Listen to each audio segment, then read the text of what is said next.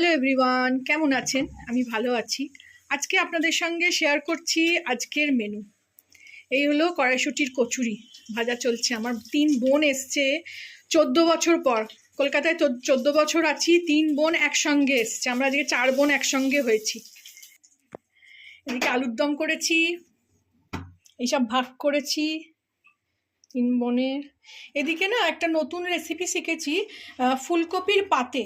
এটা আমি আজকে করেছি, এটা আমি পরে আপনাদের সঙ্গে শেয়ার করব।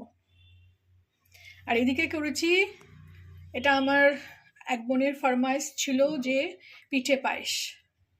পিঠে পায়েস তো আমি সংক্রান্তিতে করেছি, আমার ভিডিও আছে, আপনারা দেখে আসতে পারেন। এটা করেছি এবারে। এই আজকের মেনু।